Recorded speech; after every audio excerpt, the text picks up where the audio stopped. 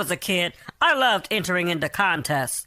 That's right, whether it was playing a sport or using my brain, I loved to compete because I liked to win.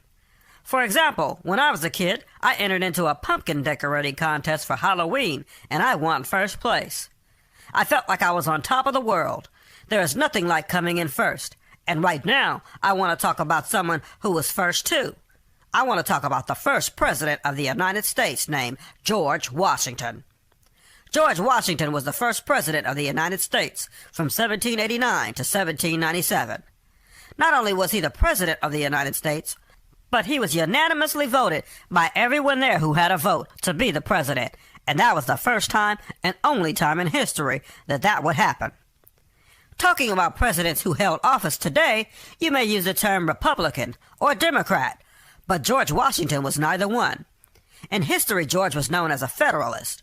Now, talking about George Washington's life, he was born on February 22nd, 1732, in Westmoreland County in Virginia. He grew up there in colonial Virginia, and his father was a landowner and a planter. Now, with George, he had to deal with losing his father at an early age. When George Washington was 11 years old, his father died. Even though George's father had died, George still had another male role model in his life. He went to live with his older brother named Lawrence. Lawrence raised George and helped him to get an education in the basics of reading, math, and more. At the age of 16, George became what was called a surveyor, going out into new lands to take measurements and create maps. Not long after, he became a part of the Virginia militia and got involved in wars like the French and Indian War. Another cool thing about George Washington is he finally got married. When settling down, he married a widow by the name of Martha Dandridge Custis. Although they never had kids, he kept himself busy and became a part of the Virginia legislature. During that time, America was under British rule. This is where George and the other landowners were tired of being treated bad by the British and decided to wage war in the American Revolution. In 1775, Washington became the general of the Continental Army.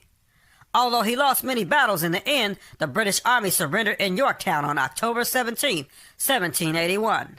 Years later, in 1789, George Washington was elected to be the first president of the United States. He was also one of the key people that helped to frame the Constitution of the United States of America as well. After serving only 2 terms, George Washington remembered what it was like to be under British rule and decided to step down. He did not want people to look at him as a king and stepped away from his powerful seat. This began a tradition from many presidents who only stayed in office for 8 years. The only president to sit longer than that was Franklin Delano Roosevelt. After leaving office, George Washington enjoyed his life until December 14, 1799.